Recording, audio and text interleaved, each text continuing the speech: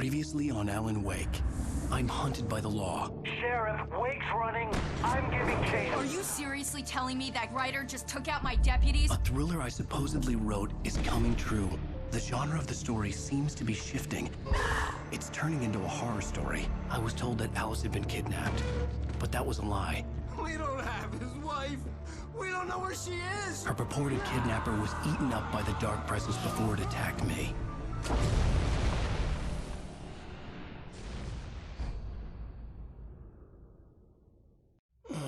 Alan, shh, baby. It was just a nightmare. Alice. There you go, Alan. Hartman. I fell. I had to give you a sedative. Don't fight it. You went through another rough period. What? Right now, it's very important that you stay calm. We don't want you to have another episode. You're a patient at my clinic. Have been for a while now. The shock of your wife's death triggered a mental illness. No, you're lying. You're suffering from various symptoms of undifferentiated schizophrenia. Bastard. It's okay, Alan. Just let go.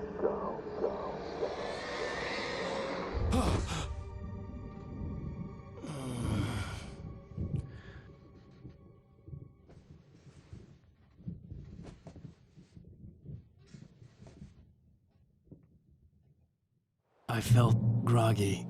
Whatever Hartman had bumped in me was making me numb. I felt like this was happening to someone else. Someone I was watching on television. I couldn't think. Couldn't focus. There were only empty sheets of paper here. No manuscript pages.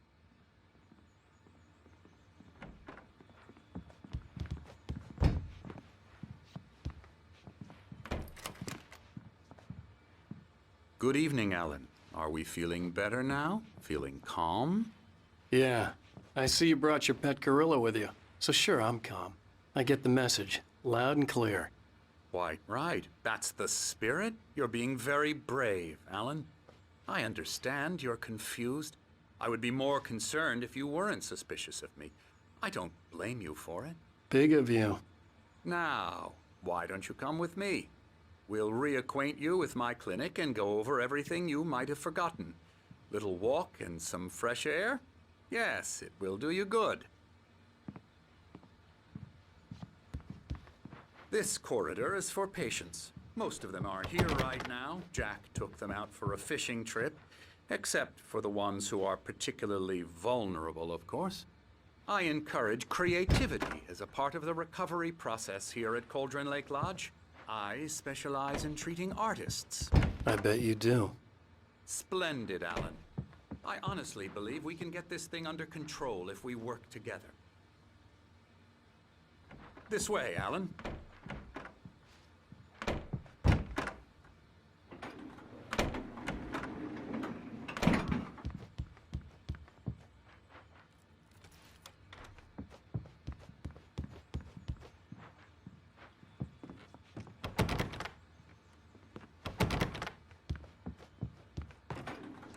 Now, Alan, from past experience with you, I know I need to get right into the heart of the matter as quickly as I can after an episode.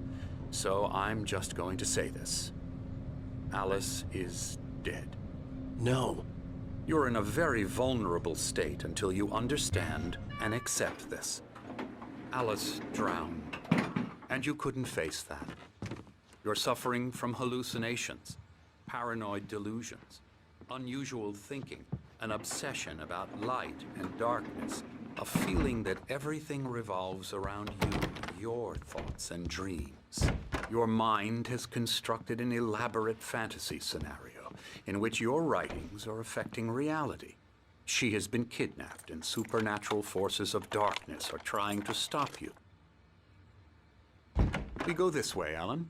I wasn't ready for another shot, so I went along with it. He had to be lying.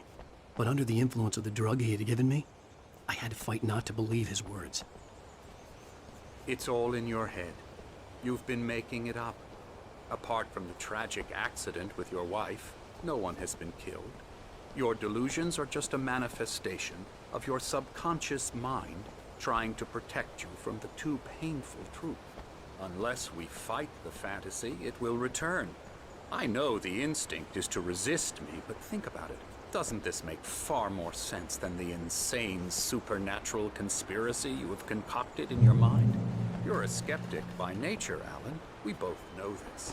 Everything can be explained logically.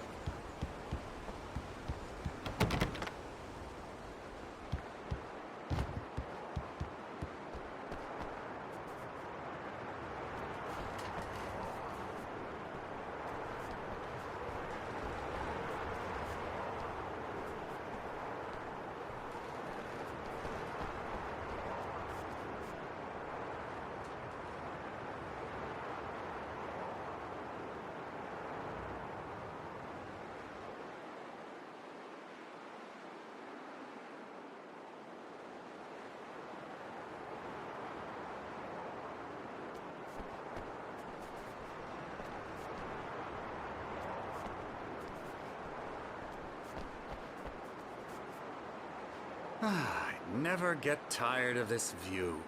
Very inspiring, isn't it? Cauldron Lake spread below us. I could see Mirror Peak on the other side of the lake.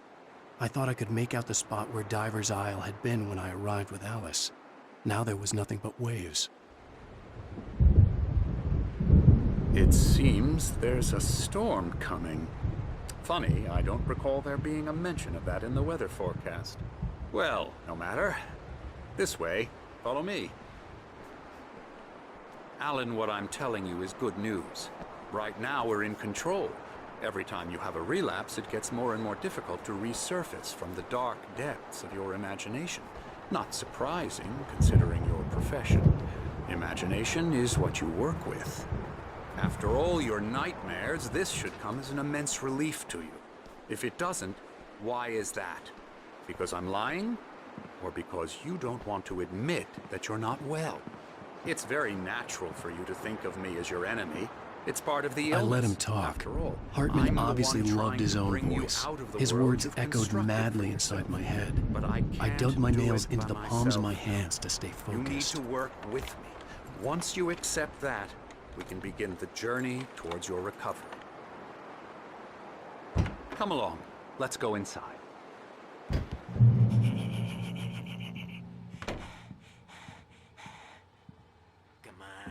Now, here's the entrance to the office wing. That's for staff only. You were impressed by my trophies when you first arrived here. I do love to hunt. The great outdoors, man versus nature. It's wonderful stuff. Pretty damn wonderful, yeah. Scary, scary, scary.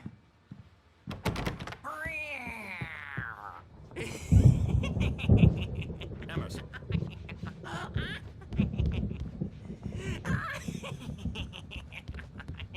I'm a real bad dream, mister. You should be afraid of me. Don't want to run into me in the night, that's for sure.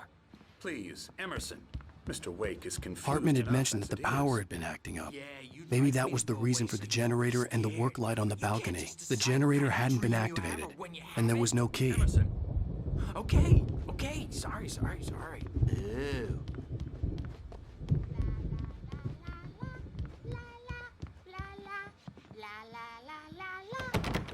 Elbow strike. Ooh, yeah. Get him to the head.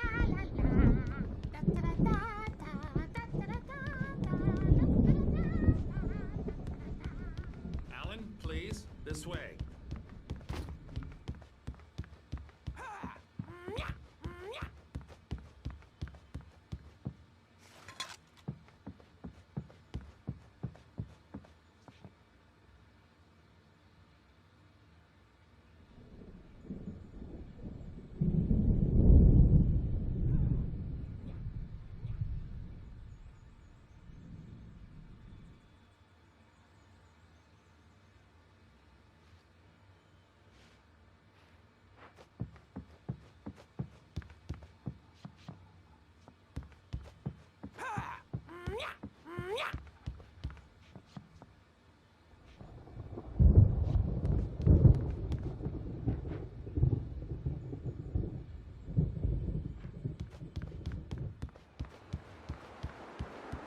Oh, hello.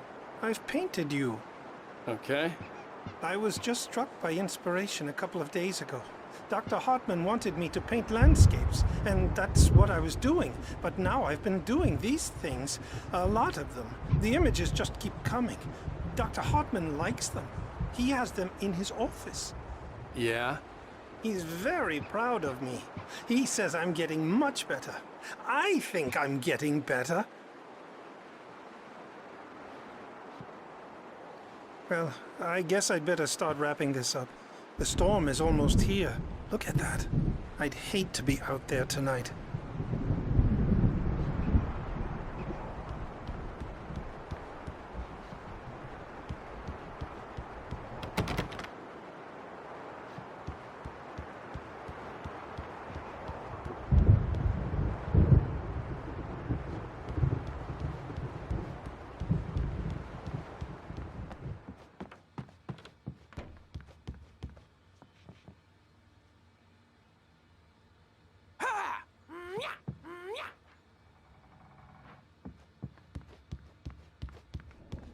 Now, you might have noticed the typewriter in your room. You've been writing as a part of the therapy. As soon as you feel up to it, you should continue.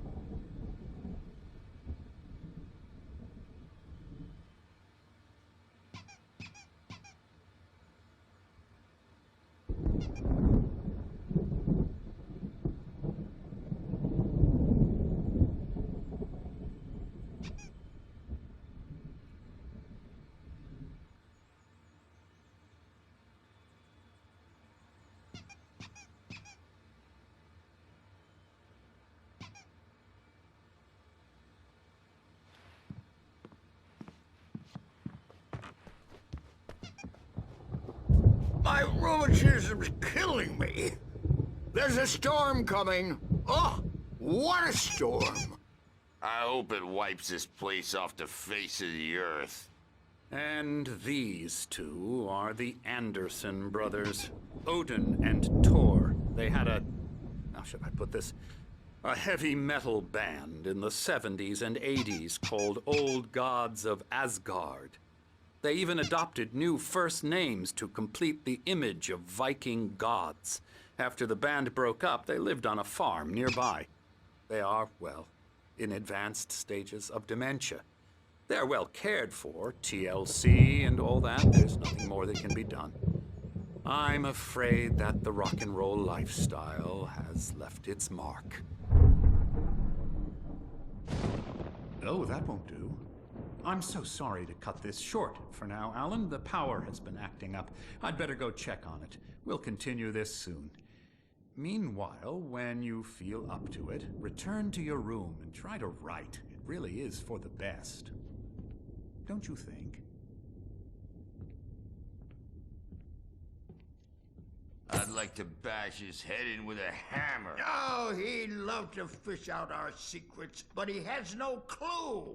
He's not crazy enough. Not crazy like us, Sonny. Yeah! Being crazy's a requirement, Sonny.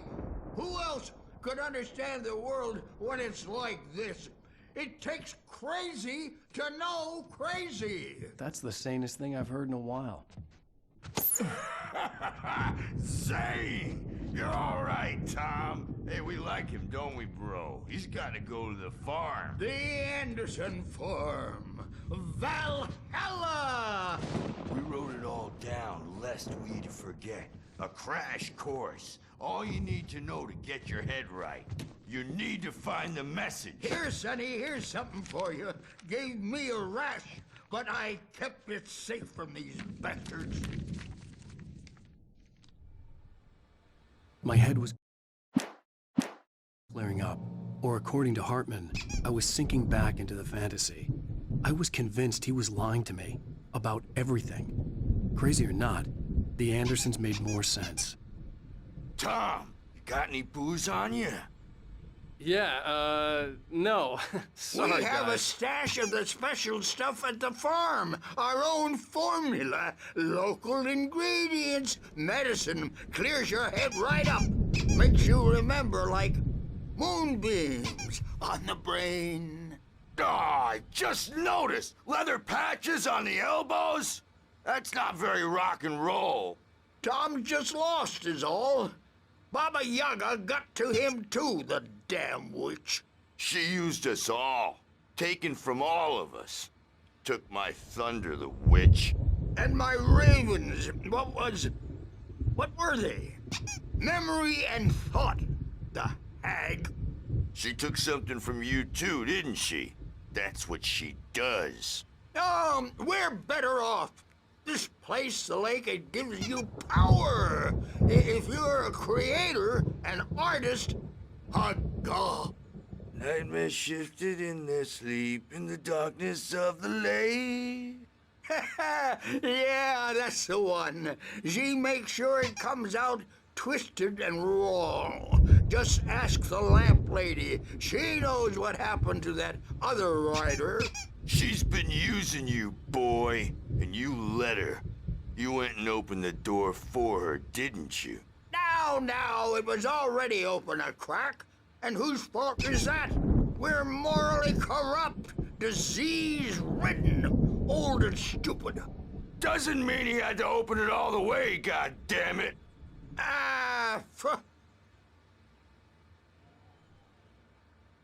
So tired. Built the farm close to the lake. A place of power. We had parties there, man. You should go there and have a party. That Bob Balder threw the amp through the window. Hit that hippie chick in the back of the head. 15 stitches and a concussion. Bob's dead now. Leukemia. Stitches, snitches, and narcs, man. Bad scene. Zane could feel the poems, taking form, shaping things. As he experimented, he imagined he could almost feel the power surging through the keys of the typewriter. It exhilarated him. But there was fear, too. If not for his young assistant Emil, he would have given it up. But Emil convinced him otherwise. He too had a way with words.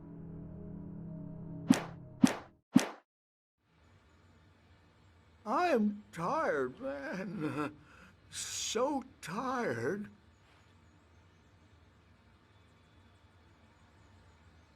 I want to go home.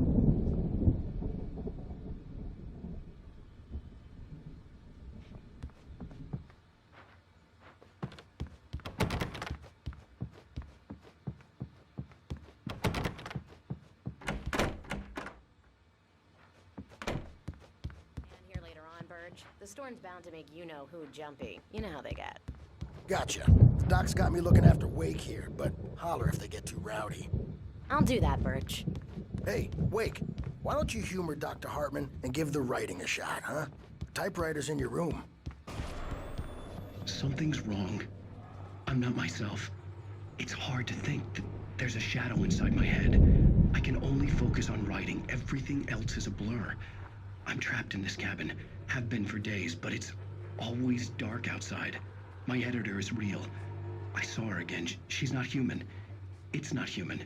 A dark presence is wearing the old woman's face. She was covered in clinging shadows.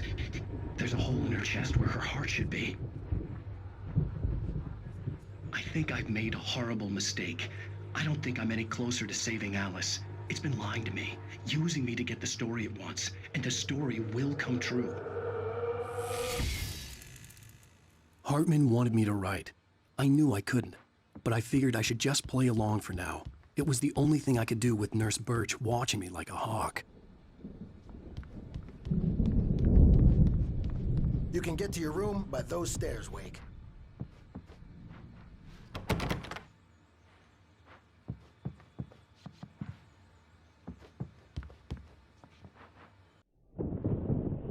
The white glare of the blank page in front of me hurt my eyes. My hands began to shake uncontrollably. Everybody, calm down. Put that down. Bert, I need help. Hey, Wake, you stay here. I'm gonna go see what's up. You just keep doing what you're doing. Be cool, okay?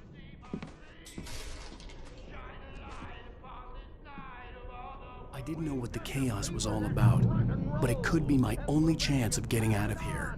Where the hell did you get a damn hammer?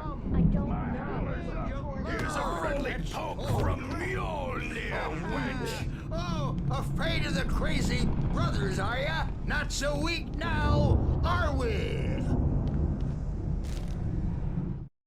Hartman kept talking, giving Barry the grand tour, clearly proud of the place. He went on and on about his hunting trophies, and Barry was impressed. But he was here on business. He raised his voice, cut through the monologue. Hey, Hartman, where's Al? Hartman stopped in mid-sentence, annoyed at the interruption. He nodded at the hulking orderly standing nearby. The man smiled and clapped a practiced hand on Barry's shoulder. Well, things are unraveling fast, aren't they?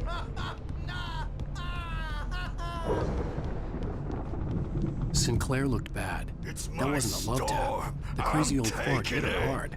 If she was one of Hartman's goons, she had it coming. I could get the key to the office wing from Sinclair. I had to get to Hartman's office. He had taken all my manuscript pages. That's where he'd been keeping them.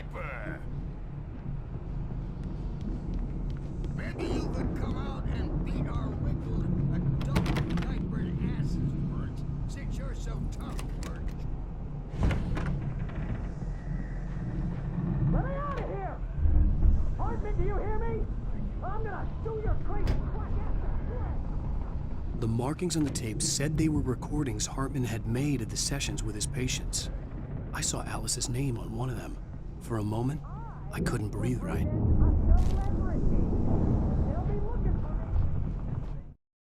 Hartman wasn't happy. Mott could see it in his eyes. He quickly lowered his own. He had made a mess of it, and he knew it. The shame of failure was hard to bear. He hadn't expected Wake to say he needed more time, and he blurted out 2 days, less than Wake had asked for to show him who was in charge. But that wasn't part of Hartman's plan.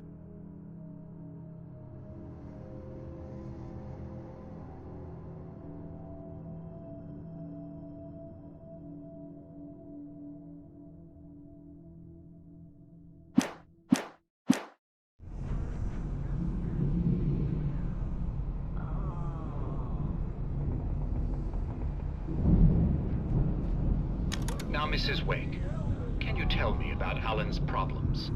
He's more and more out of control all the time. The parties, he's so angry all the time.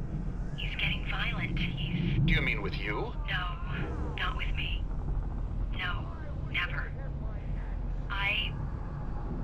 Sometimes I almost wish Alan would take a swing at me, because at least that'd lead to a conversation he couldn't just march out of. But no. Alan doesn't really sleep. And the work, well, he's not writing at all. He sits there for hours and just gets more and more frustrated. And I can't talk to him. Yes. Tell me, Mrs. Wake.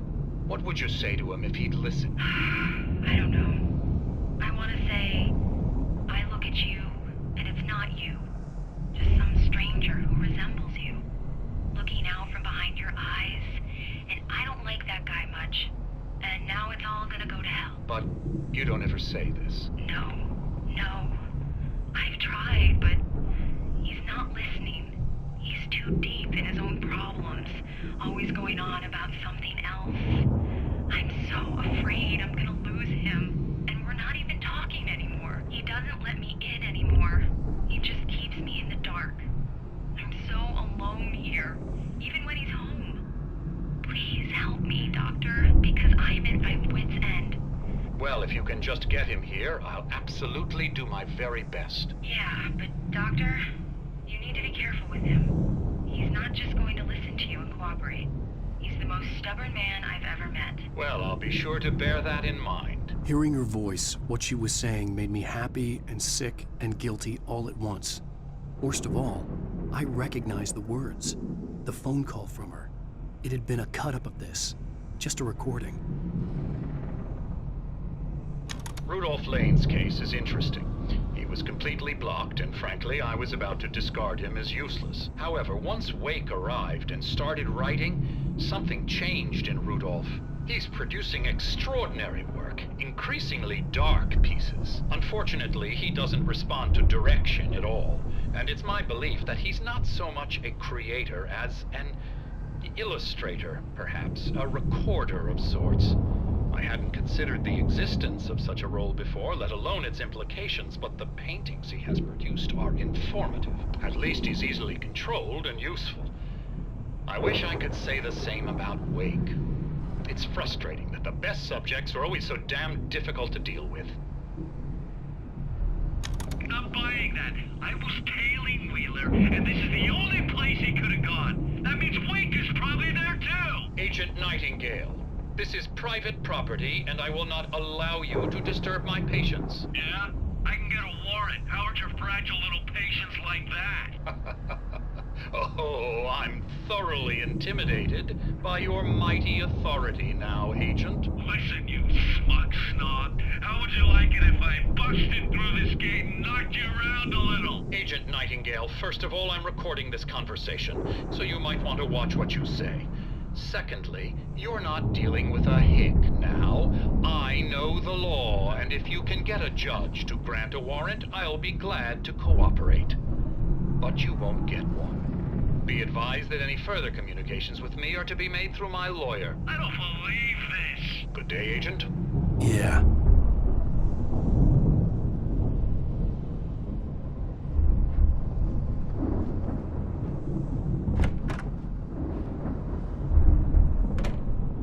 The photo on the wall caught my attention. In it, the clinic staff was standing outside the lodge. I knew the man next to Hartman. He was the kidnapper. Hartman had been playing me all along.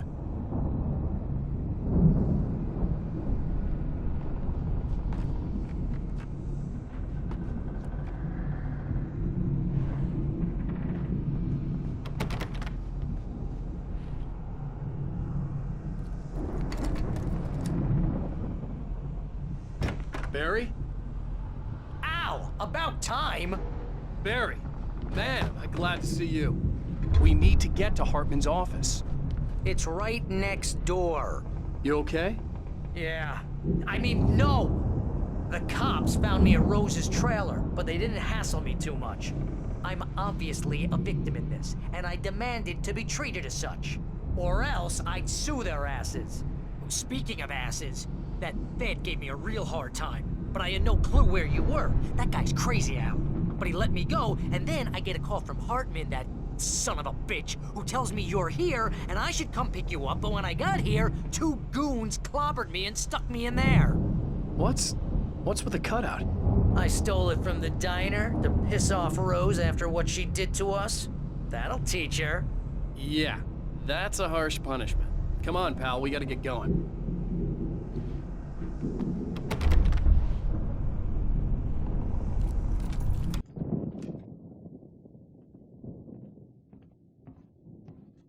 These were all the pages I had on me. And more.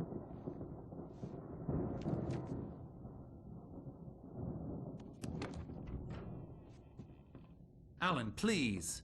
You're sliding back into the... Tell me one more lie and I'll shoot you in the face. Ah, well, it was worth a shot. Really, Wake, come on. Let's work together on this. You have no idea... Hartman, shut up! Barry, get out of here. I'll catch up with you. Get a car. Oh, Al, let's just... Go! Wake, listen to me. This is a mistake. Don't you see? Together we can create something absolutely wonderful. With your ability and mine.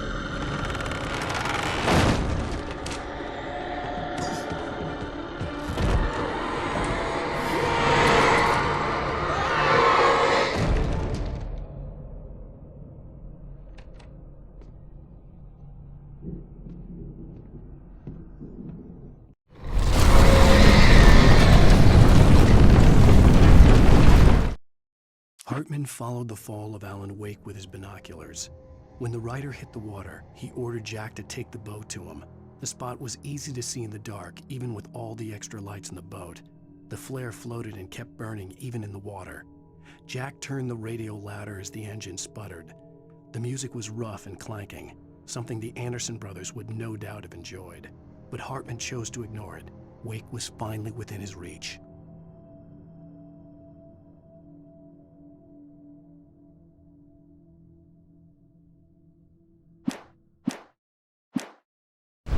Presence would be on me in a moment. I had to find a way out.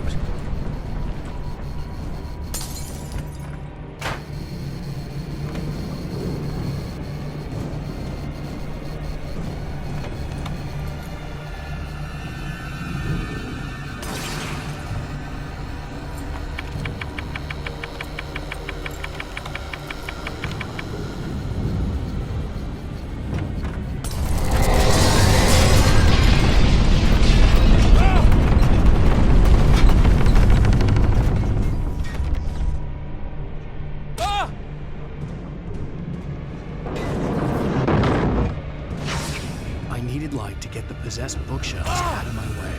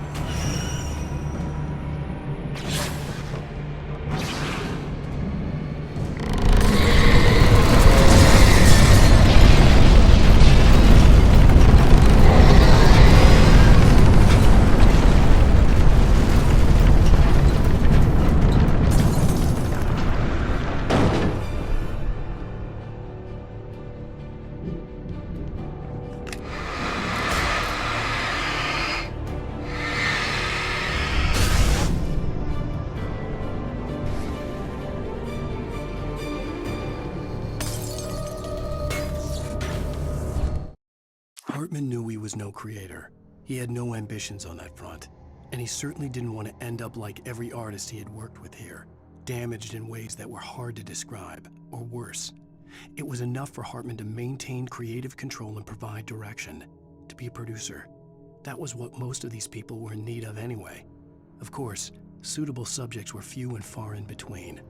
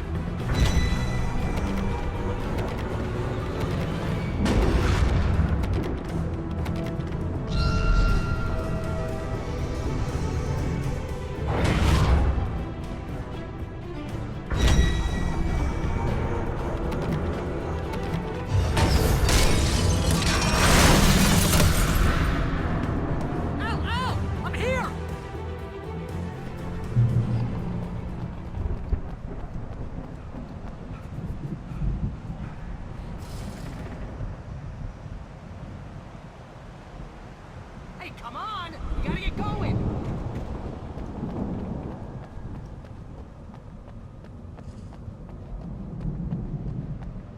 I found the car, but the gate's locked. You're gonna have to go through the hedge maze over there!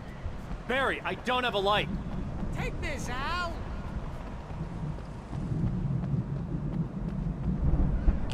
Oh, God! Look at the house, Al! Look out!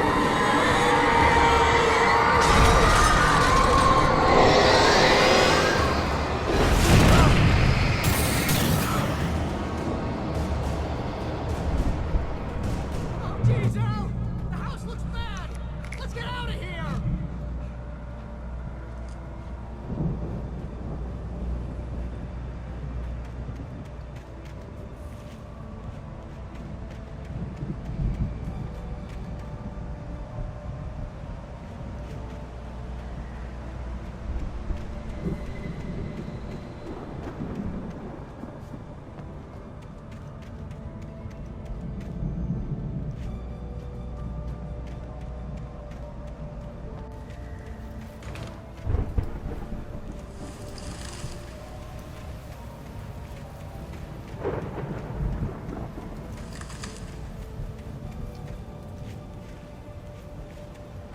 Al, hurry up! I can hear those evil guys moving around!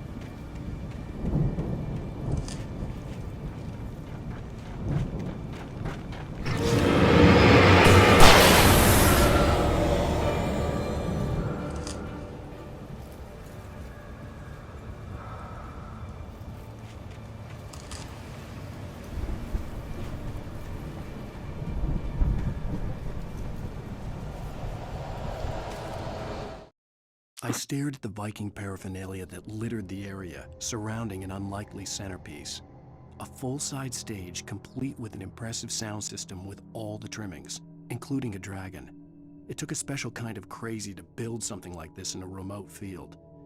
When the sky split open with a deafening boom and the music started blasting, it felt strangely appropriate.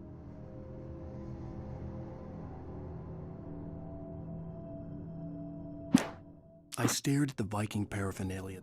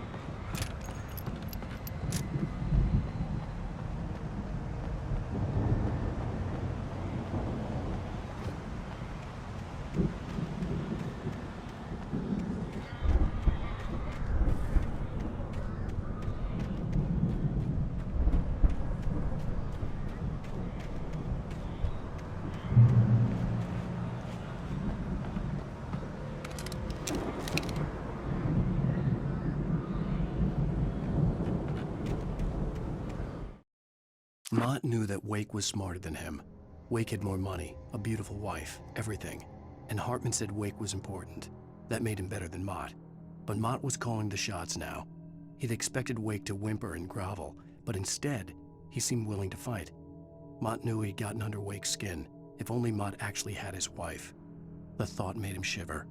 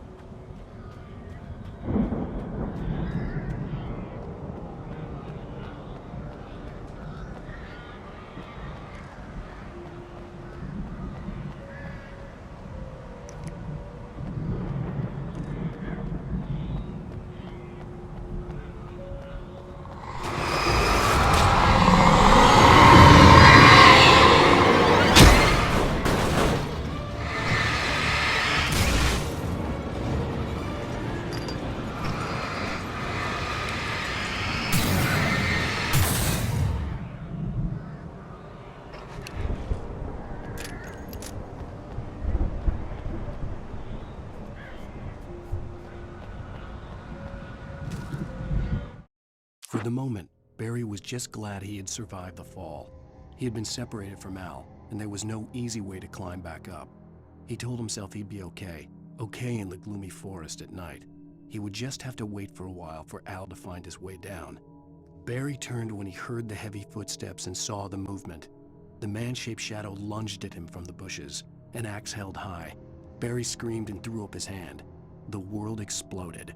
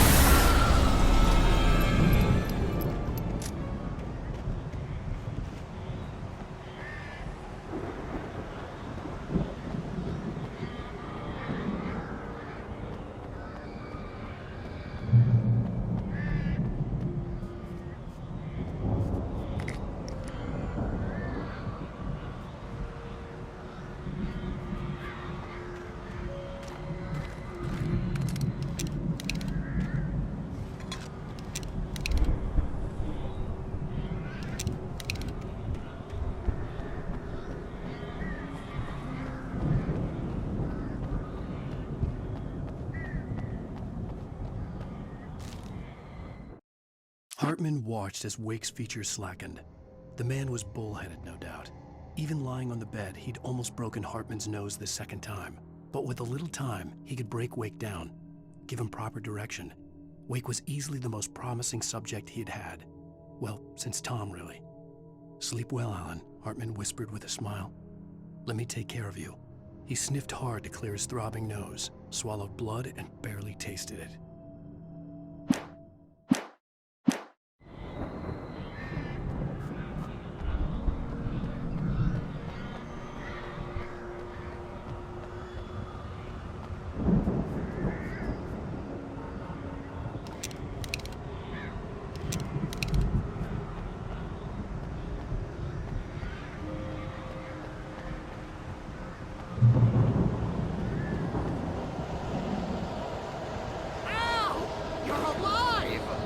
Let's get out of here. Can you open this gate?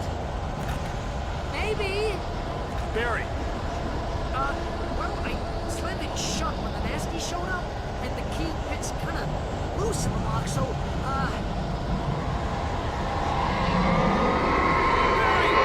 I'll find it! Don't worry about it!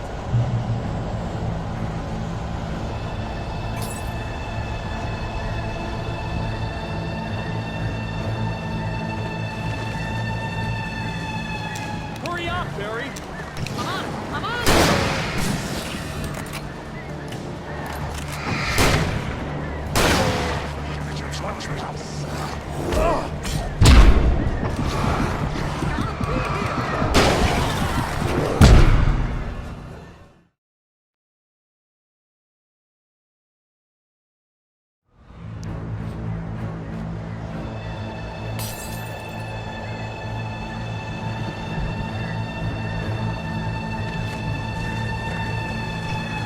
Hurry up, Barry! I'm on it!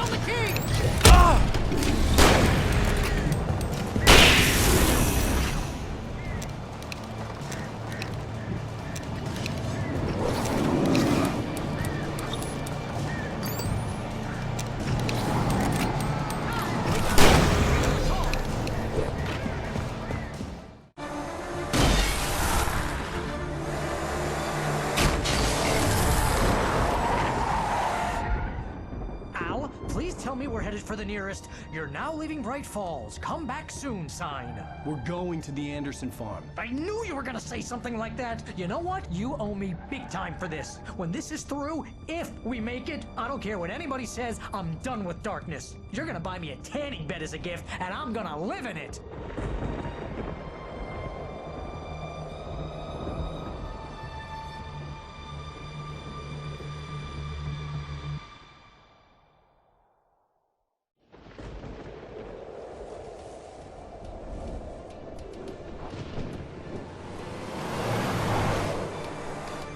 I'm crazy, but that's fine, Barry. Oh, you got that right, Al. You're barking mad. You are by far the craziest... But maybe that's inevitable when you deal with crazy stuff like this. It helps.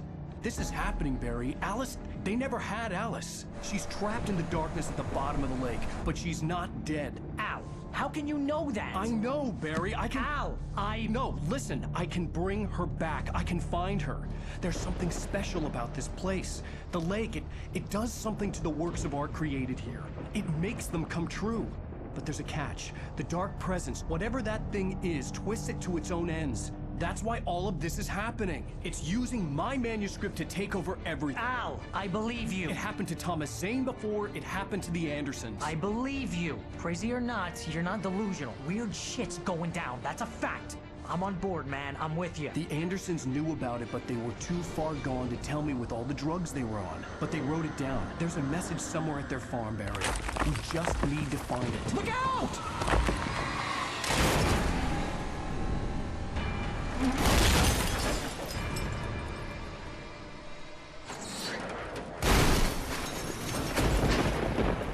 Al! God damn it, Al, talk to me!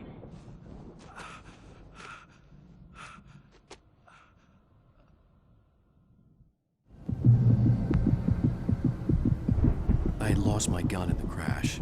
Barry was nowhere to be seen. Barry! Barry! Oh, man, you're okay! Jeez, it's good to hear your voice! I was trying to get out of the car, but the ground gave way! Man, what a drop! But don't worry, your cutout is fine. Forget that! Are you okay? I hit some bushes, didn't get a scratch. There's no way you can climb down, though. It's like a sheer wall.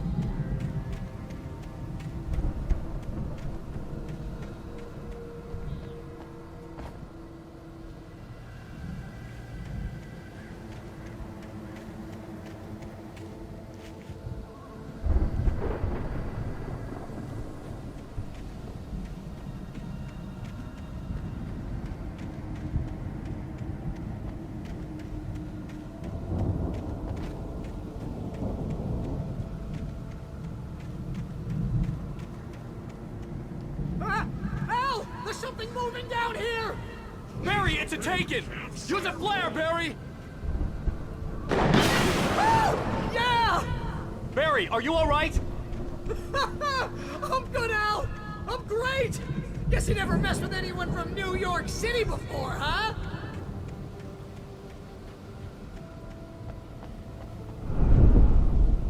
You're gonna have to find your way around to the farm, Al!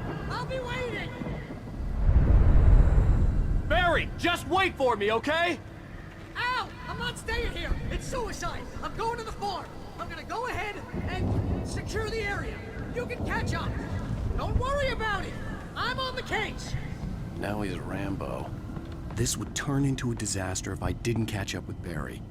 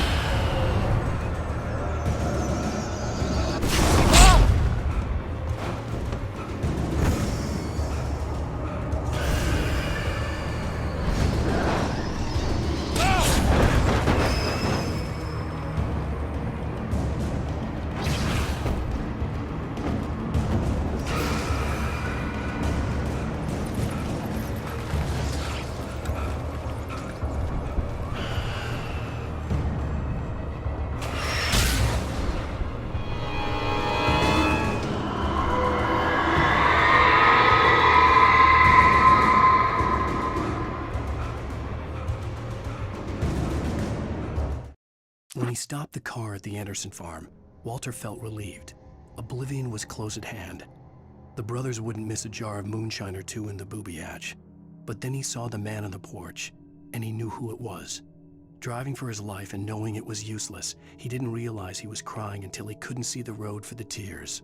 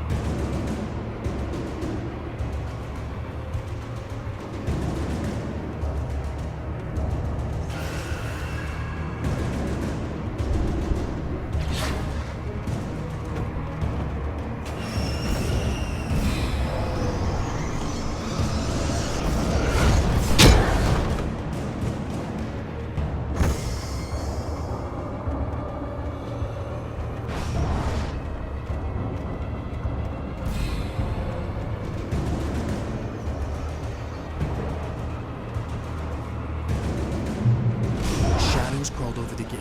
I needed a light to destroy them to get through.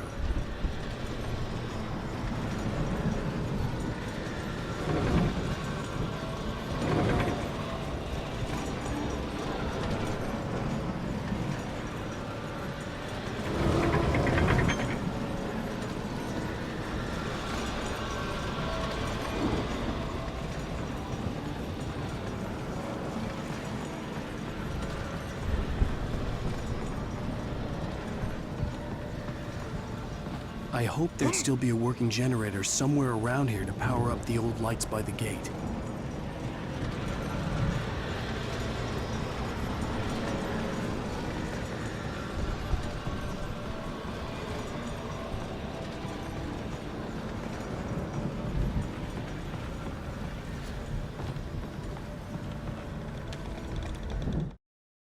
Agent Nightingale stared at the passed-out rider.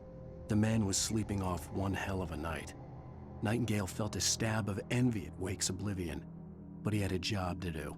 He put the gun to Wake's head and almost became a murderer. His hand shook and his throat felt tight and dry. Biting his teeth, he tried again to pull the trigger. He lost the nerve. Wake stirred. Nightingale would have to settle for an arrest.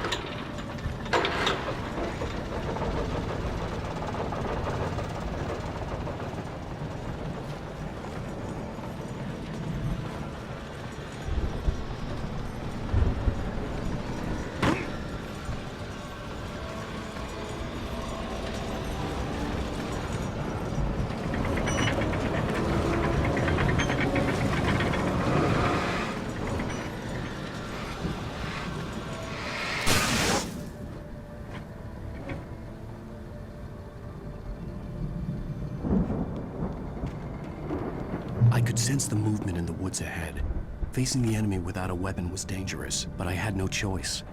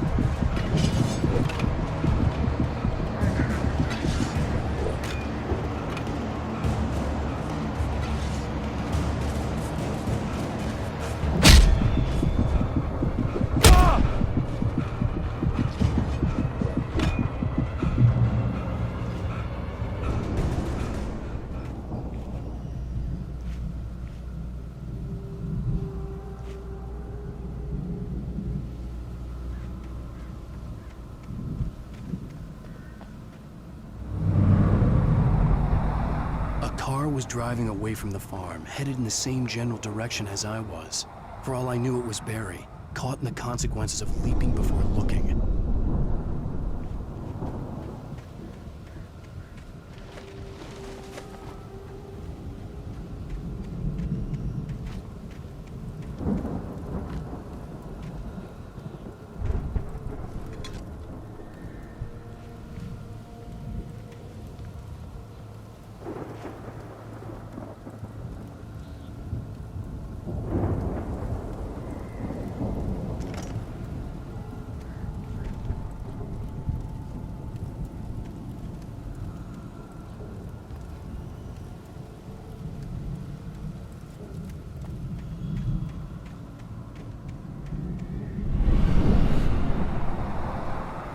The car was heading for the cabin up ahead.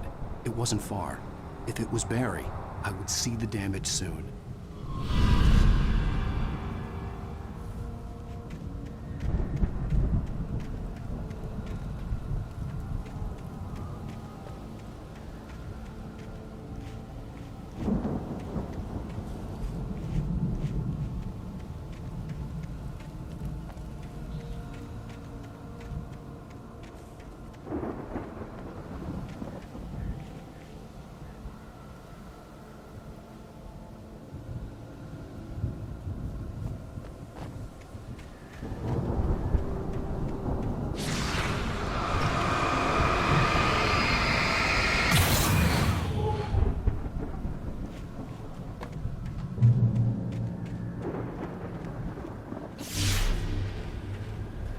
I'm trying to deliver each page to the right time and place.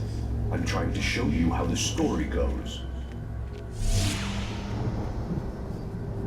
I had seen glimpses of the light before. I had seen it in my dream. It was a strange spaceman or a diver in a bulky suit. He was the one who'd been placing the pages on my path. The dark presence followed the choreography laid out to it in the manuscript, growing stronger and stronger, moving like a storm from one scene of destruction to the next. but it was still bound to follow the story and chained to the dark place it came from. When the story reached the end it longed for, it would finally be free.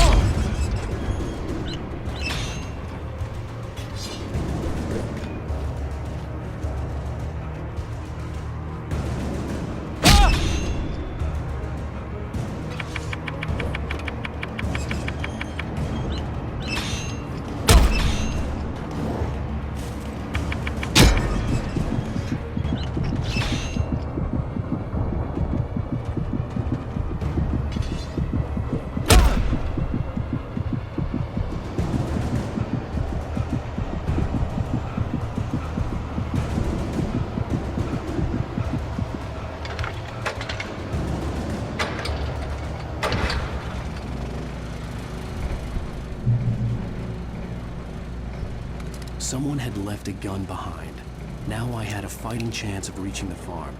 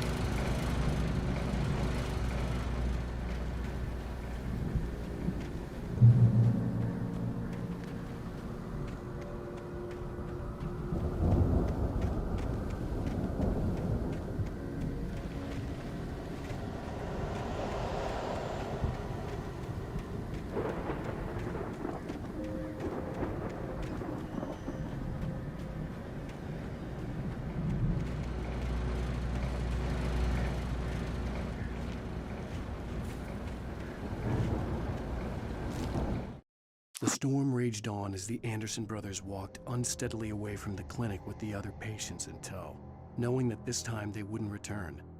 The darkness around them seethed with horrors, but Tor and Odin were unafraid. Their eyes glinted with guile. They knew every secret path, and there was blood on their hands. They had fought these shades before.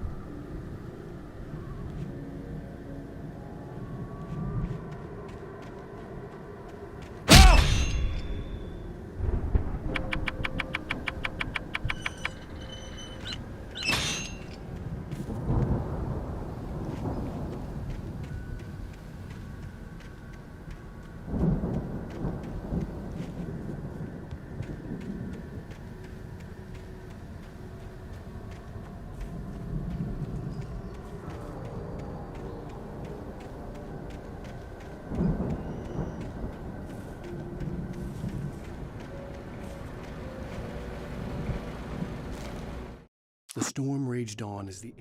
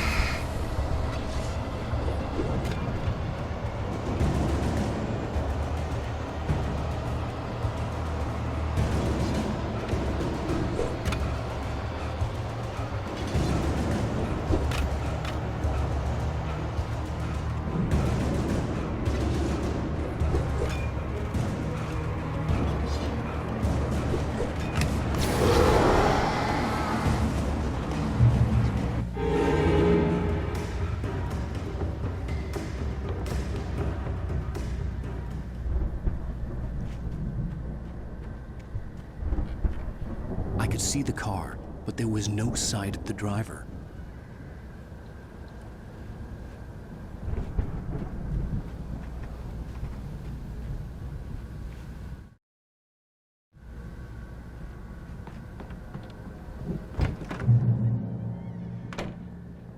Hello?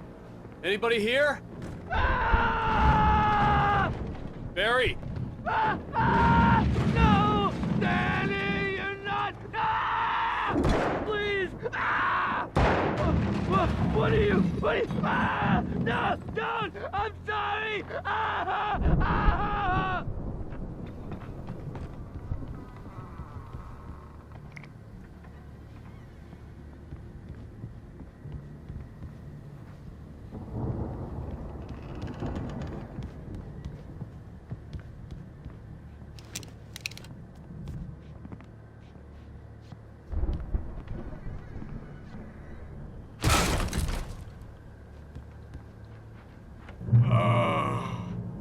I know you. You were in jail the other day. I went to the farm again for the moonshine, you know? It makes you see. They're not gonna miss it. They're in the loony bin. But my buddy, Danny, I lost him. Something's gone wrong with him. It's not him. He's like a real bad follow-up to a real good movie. The best friend's suddenly the bad guy. Who wrote this crap anyway?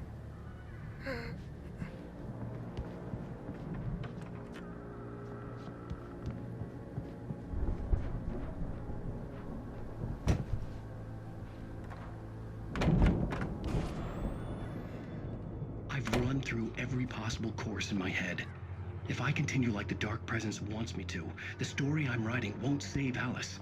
It's a horror story, and it's going to kill her, and me, and everybody in this town. No one will survive. Darkness will consume everything. This is what it's wanted all along. It will be free, unstoppable. It used Alice to get to me, dangled her in front of me to keep me going. It was never going to release her. I'm going to change this. I'll escape. I've written myself into the story. I'm now the protagonist. This feels like a terrible risk, but it's the only way to save Alice. I'll be bound by the events of the story just as much as anyone else who's been woven into it. The story must stay true for this to work. There have to be victims along the way, near escapes, cliffhangers. In a horror story, it can't be certain that the hero will succeed or even survive. He almost has to die. I'll write my own escape into the story next. I need help. Zane's going to be the one who'll help me. I'll make it happen.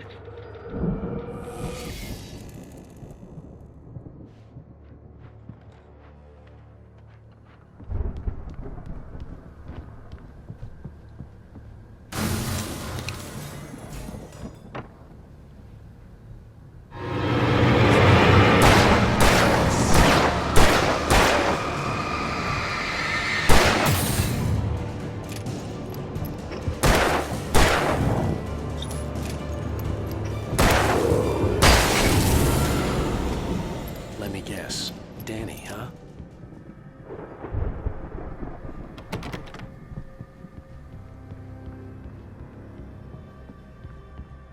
The front door was locked.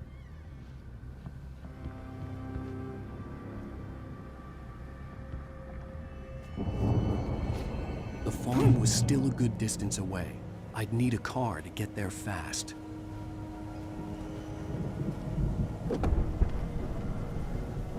If Barry wasn't up here, he was probably in trouble down at the farm. For a moment, I felt bad for doubting him. After all, I'd made it this far myself. But Barry was Barry.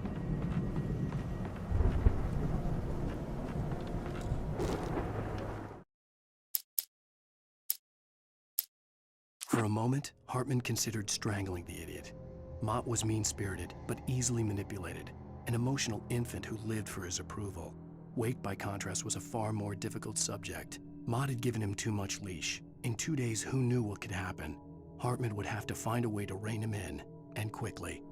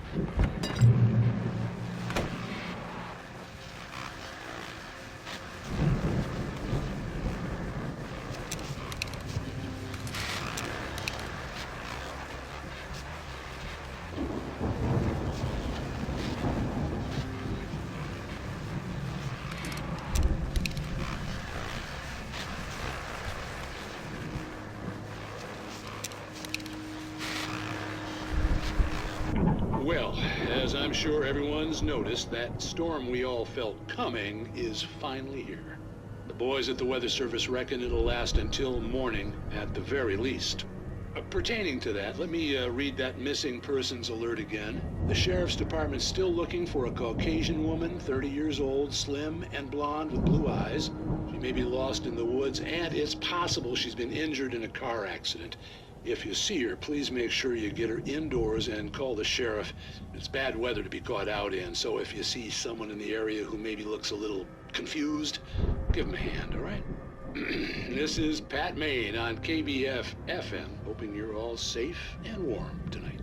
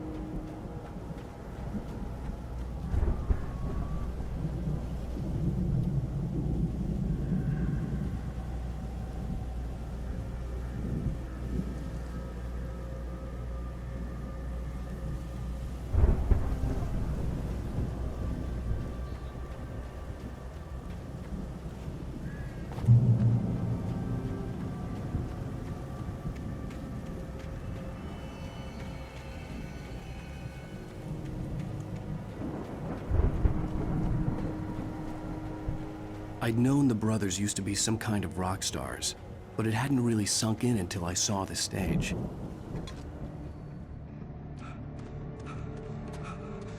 Al! Run! Incoming! There's too many of them!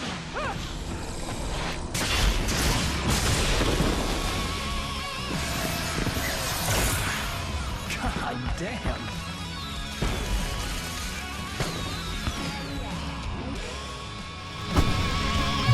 I'm so glad you decided to go it alone, Mr. Bronson. Shut up and shoot! Al! We have to fight them off! I can set off more of the fireworks from here and help you out! Hey, Al! Did you notice this stuff? This place is stacked! Al! Hold on! I'll try to get the stage lights on!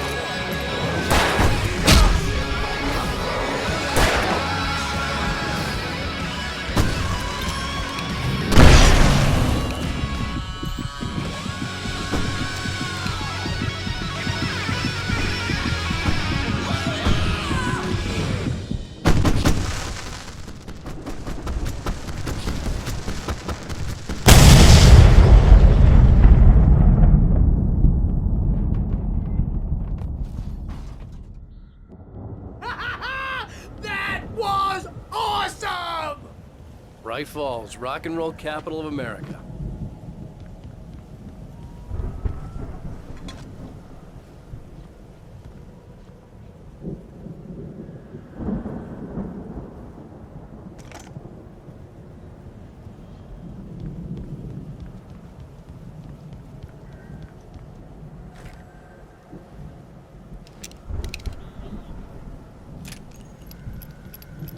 Hey, Al! This way to the farm!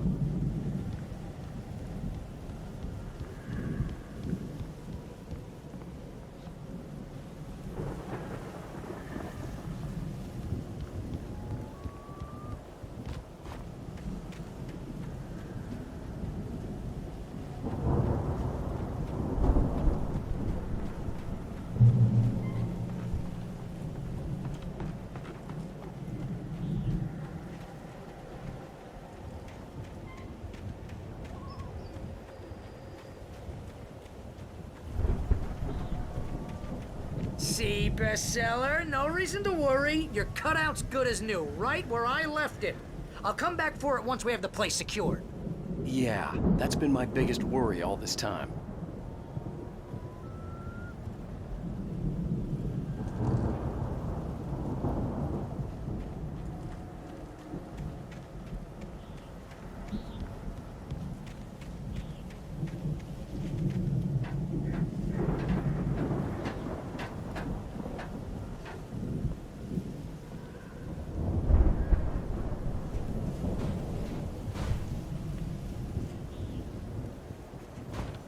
Hey, I think Alan Wake here has something to say. What's that, Al? I'm Alan Wake. I'm always right about everything. And if I don't get my way, I'll sulk all day long. I'm always intense and moody. It makes me very attractive and mysterious. Right now, I'm just standing here because I need my best friend Barry to carry me. But that's okay. I can just take it for granted. I think I see what you did there. You want me to do my imitation of Barry Wheeler? No? Thought so.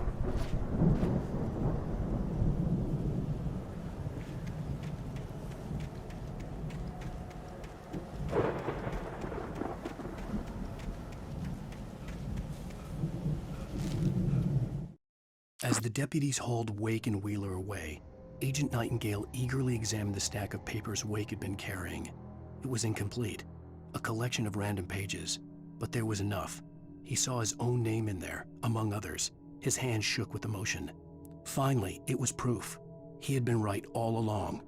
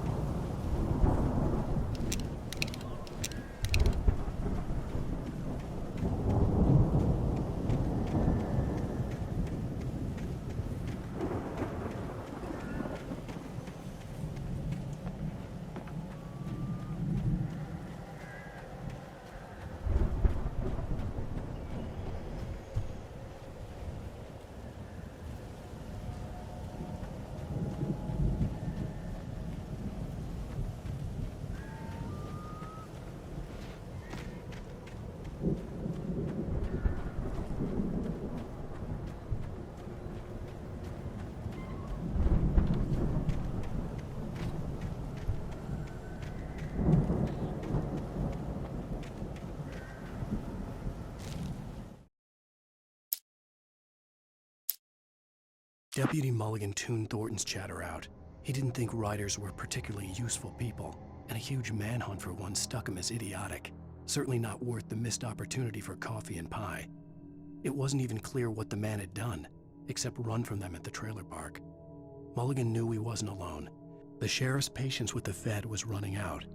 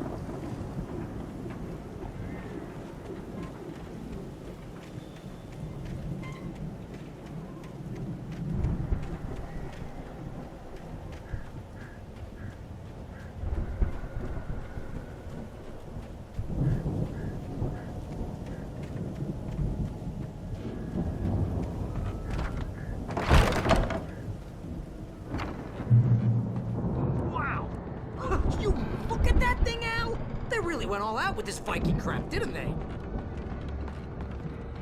Look at all this. Sleep. We all spend a third of our Night dreams in its Springs. soft embrace, Man, somewhere brings back between memories. fantasy and Hey, oblivion. remember when I got you that gig? But Your dreams first have a real way of writing forcing job. What got you themselves into started? waking life, Was this one of your or vice episodes? versa. In Night Springs. Tonight's episode: The Dream of Dreams. That's by someone else. We join Mr. Jones as he explores the endless dreamscape, only to be brought to a sudden stop by a decidedly mundane situation. A long line of people. Hey, Jones, right? Listen, we're gonna have to wait until his highness over there is good and ready. Oh, wow. Who's that? You don't know him? What are you, new? He's the guy dreaming us. Well, not just us. He dreams everything. All of this. But wait, no. I'm the one who's dreaming. I'm asleep. Isn't this my dream? Oh, yeah. Sure. Get real, pal. You're just another dream. I'm a dream. You're a dream. The weirdo in the diving suit is a dream, and the girl made of smiles and sunshine is definitely a dream. But I'm pretty sure I'm dreaming this. Well, maybe you're a really confused dream. What am I, a shrink? All I know is I'm going with the smart guys, and they say that's the guy doing the dreaming. Right there. I don't know what that means. It means we keep him happy. No sudden falls. We make sure he has his clothes on when he goes out in public. No chases where the monster is nipping at his heels and he runs like crazy, but his legs don't seem to get him anywhere. None of that. Because if he wakes up in a cold sweat... Yeah, precisely. So we wait till he wants to move on. Keep things nice and calm.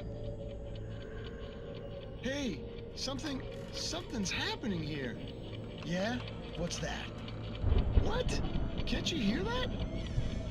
Oh, God help us, it's an alarm clock. Oh, it's you, isn't it? Please, man, I got a wife and kids. Please don't wake.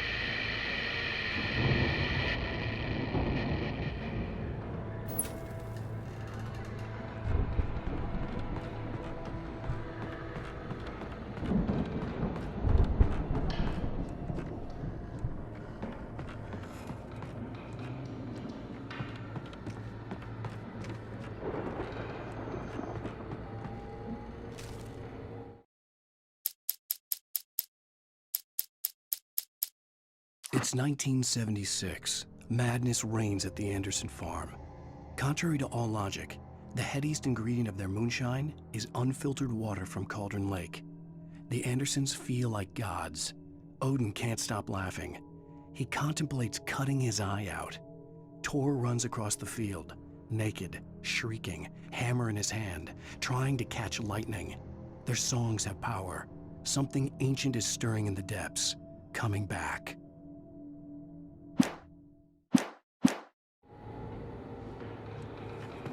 The Viking boat looked imposing, almost like a battering ram.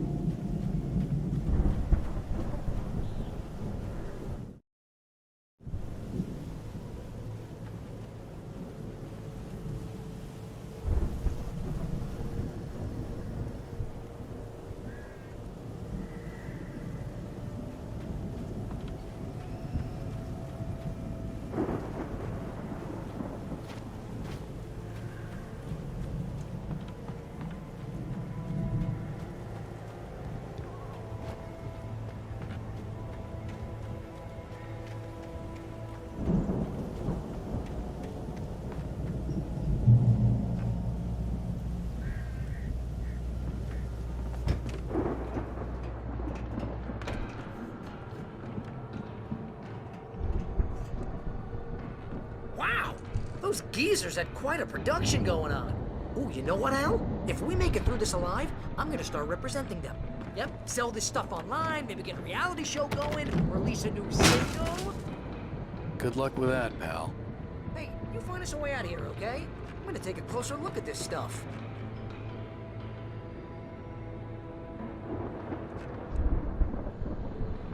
The door was barred from the other side. I'd have to find another way.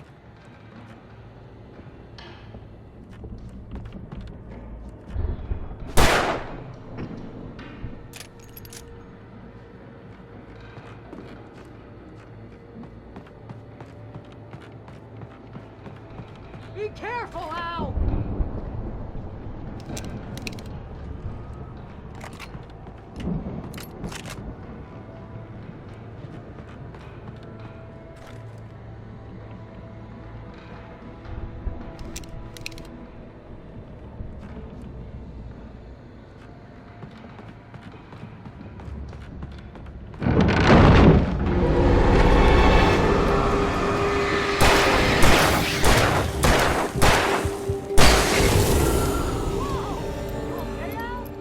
I'm good. Keep your eyes open, okay?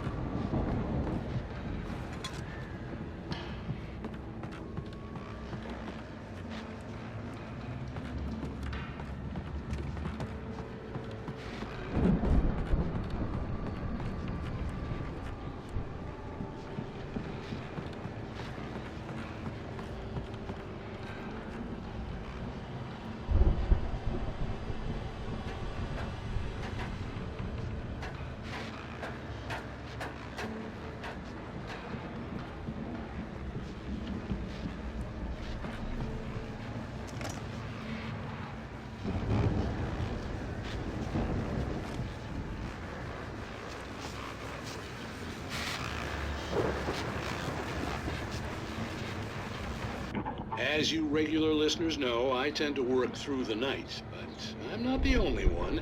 Deputies Mulligan and Thornton are taking a couple of moments off their busy schedule to join me here in the studio. Boys, how busy are you now? Deerfest is almost here, isn't it? I bet that keeps you in business. Pretty busy, yeah.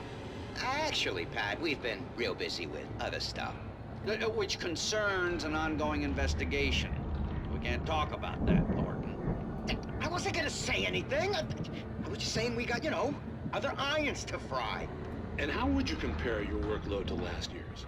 Things have seemed relatively peaceful to me, but people do tend to get a little wild this time of year. Oh, it's wild, Pat. It's pretty wild. There's been all sorts of trouble this year. Vandalism, fighting, public disturbances. A lot of people gone missing, too. Yeah, it's pretty much the usual stuff, Pat. Just, a lot more of it.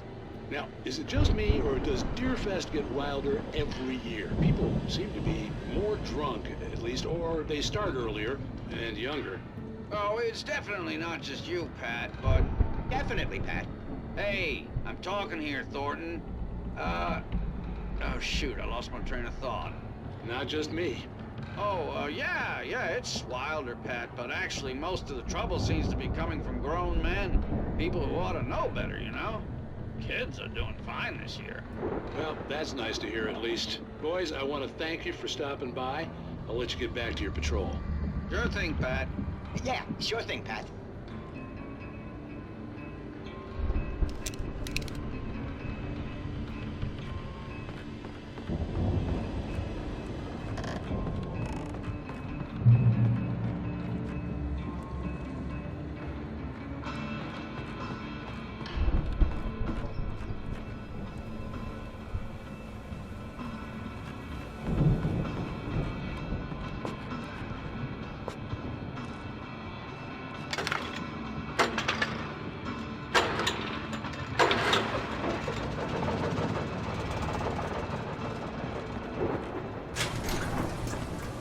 I could see the building that had to be the Andersons' home on the other side of the field.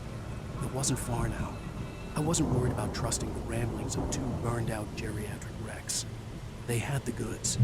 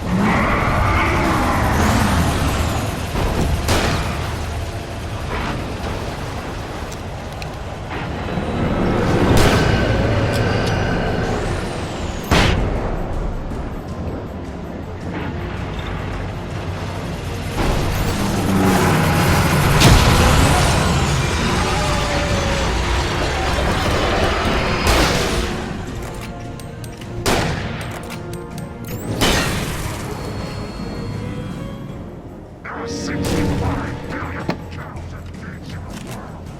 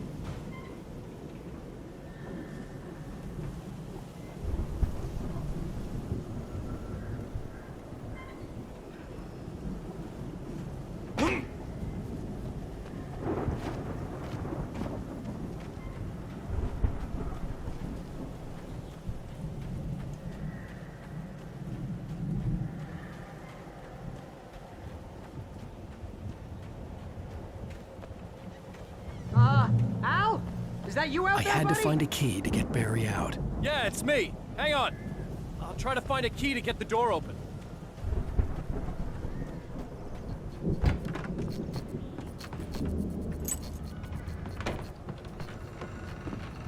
Hey, what's the holdup? Come on, this place is all dusty. You know I got my allergies.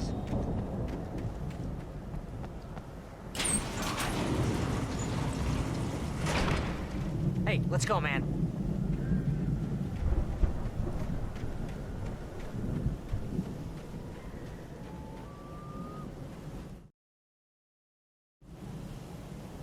I think we're gonna have to work together to open this gate out. It's pretty heavy. Hey, I think that's the farm on the other side of the field. We're almost there. This farm is a crazy place for crazy people. We should feel right at home then.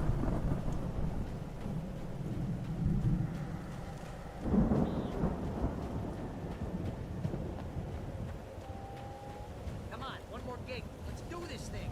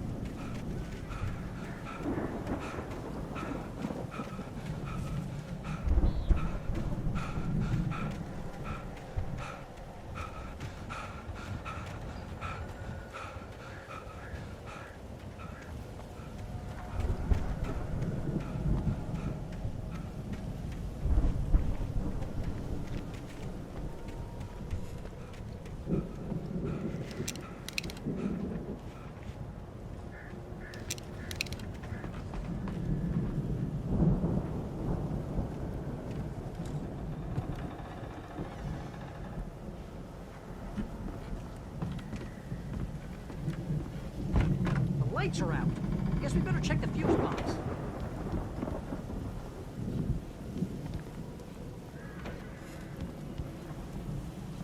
The power downstairs was out, but I was sure I could fix that at the fuse box.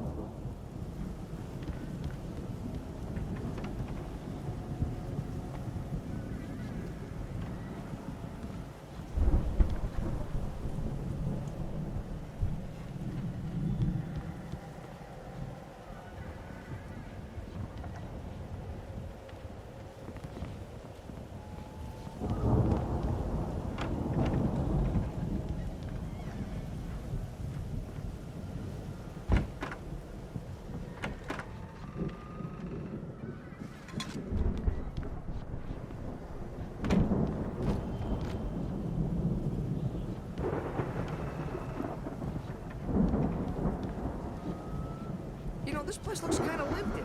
I thought the Andersons were in the booby hatch. Come on, Al, let's get the lights on, huh?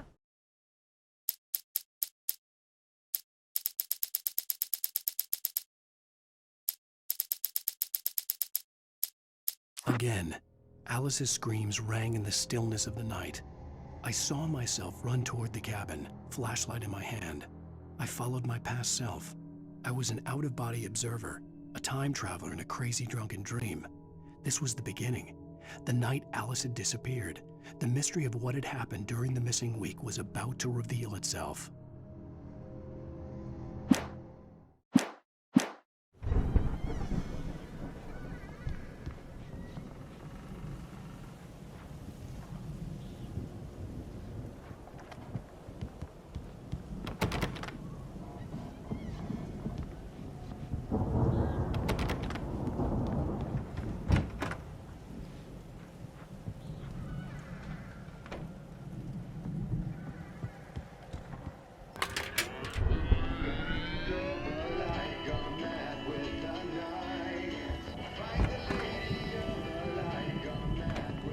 Can you hear that, Al? Music?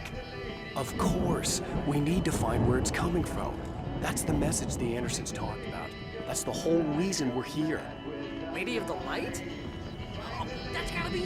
What's-her-face? The crazy lamp lady from the town. Cynthia Weaver. Right. Must be.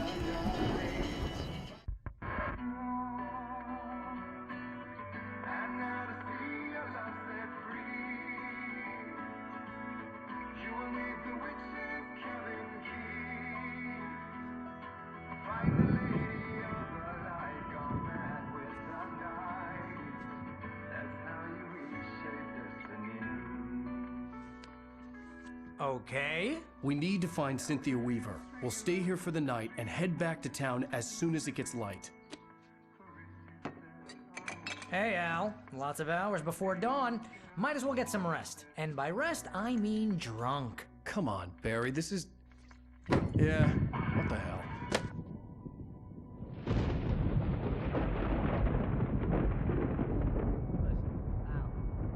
I'm sorry about this. No, seriously, because I know we don't get along, but we're gonna find her, right? And even though you're a crazy bastard, I'm gonna stick by you, no matter what, ever, Al. Sure, like a brother. I'm a writer, goddammit. Correct. If I just wanted to, I could write 10 books a year. And they'd be the best books that year. No, you couldn't. That's right, I couldn't. But I could, because I'm a writer. What? What do they put in this stuff? I feel like my brain is coming out of my nose. I'm gonna get the recipe off those coots and be a booze millionaire. I just miss her, Barry. I just want her here with me. I know, Al. I know. It's gonna be okay. We're gonna make it okay.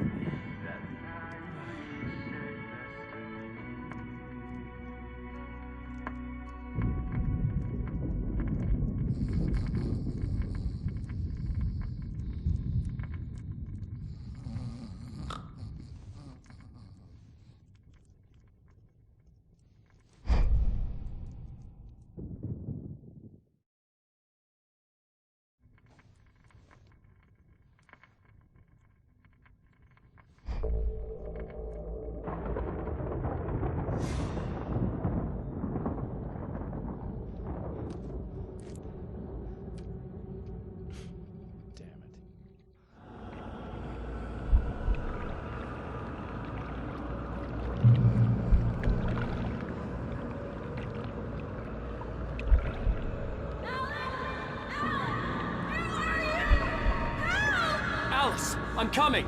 It's all right. I'm coming. It was a crazy drunken dream, and yet it was more than that. It was the truth, a suppressed memory unearthed by the Andersons' moonshine. I was there, an out-of-body observer. This was the night Alice and I had arrived at Bright Falls, the night Alice had disappeared. I had a chance to find out what had happened. I remembered being surprised to see the cabin dark. Alice would have never turned the lights off.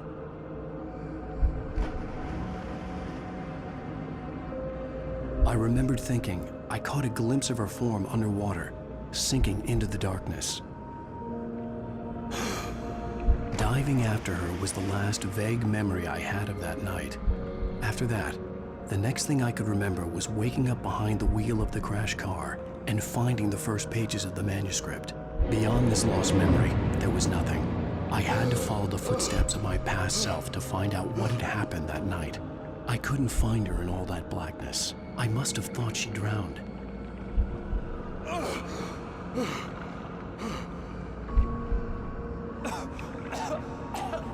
Alice! Jagger had Alice, and so she had me. Alice!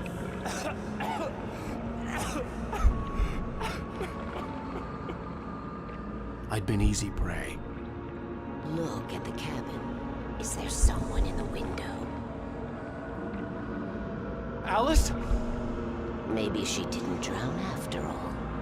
Maybe she's inside. Alice! Yes.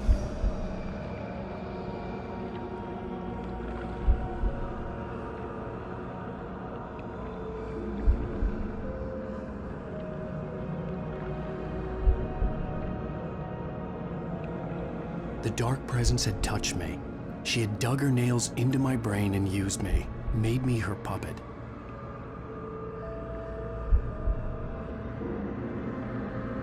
She must be here somewhere. Maybe upstairs in the study. Alice! Yes, that's where she is. You can apologize. Alice! You laugh at the whole thing together and put it Alice? behind you. She's not here. You were foolish to think so. No, she's dead. She drowned. No, no, no! It's your fault your wife is dead. You are guilty. All she wanted was to help you right. You killed her. Oh, hush. There's still hope. Cauldron Lake is a special place. Here, you have the power to change things. She wanted you to write. I will tell you what to do.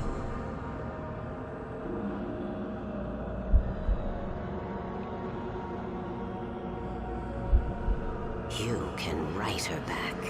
The story will come true, and all will be well again. She had Alice, and the manuscript was the ransom for her.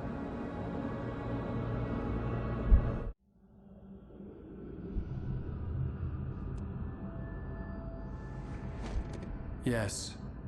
All right. I'll fix it. I'll bring her back.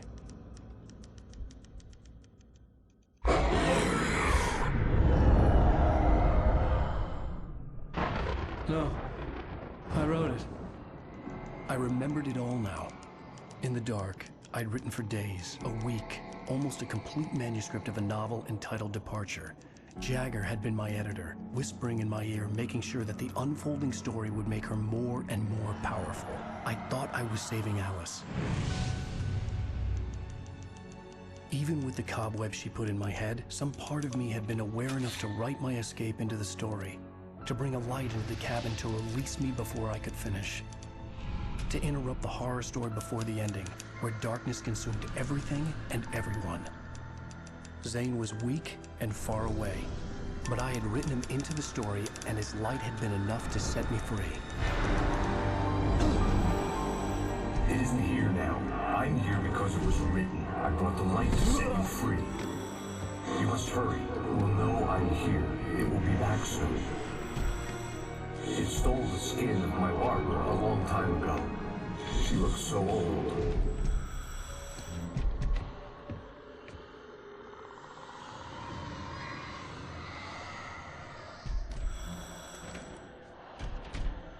I'd woken up, confused and groggy, my mind consumed by darkness and fear. All I could do was to escape.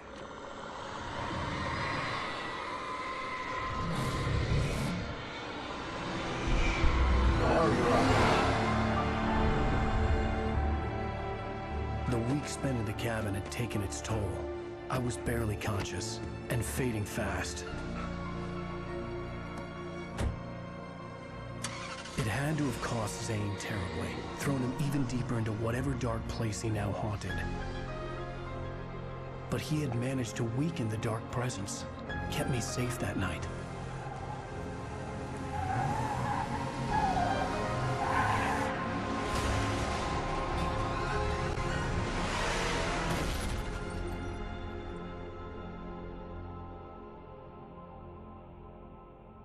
I wrote it.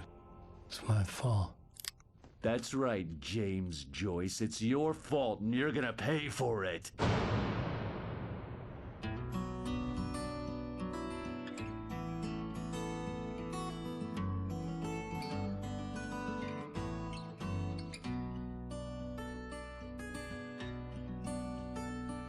There's an altar wrought with mystery of Tom the poet and his muse, and a magic lake which gave a light to the words the poet used. Now the muse she was his happiness, and he rhymed about her grace, and told the stories of treasures deep beneath the blackened waves. Till in the stillness of wonder and still in its mystic crown, the muse she went down to the lake, and in the waves she drowned. And now to see your love set free, you will need the witch's cabin key. Find the lady of the light, gone mad with the night. That's how you reshape destiny. The poet came down to the lake to call out to his dear. When there was no answer, he was